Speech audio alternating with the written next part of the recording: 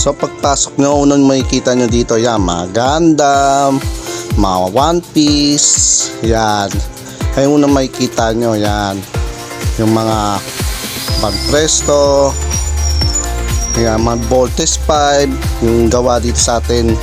Pero ibang banda yung gumawa ng Voltes 5, pero yung Voltes 5 gawa sa atin.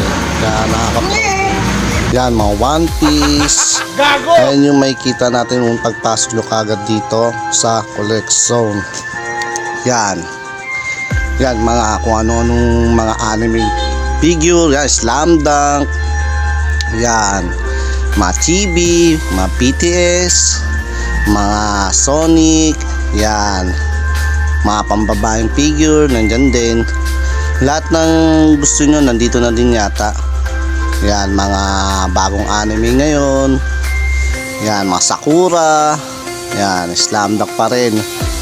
At mga anime na malulupit na kung ako lang, gusto ko lahat yung kunin eh. Pero syempre, tingin-tingin muna kami ng kapatid ko para talagang sure kung ano yung gusto namin, yun yung bibili namin.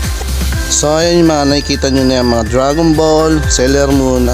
Ang tawag niyan ay bootleg, pero malulupit naman, magaganda. Yung iba high quality KO, yan.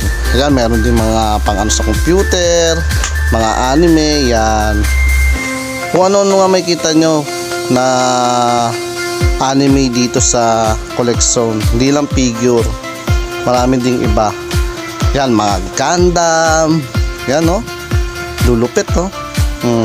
Ako din, mahilig din ako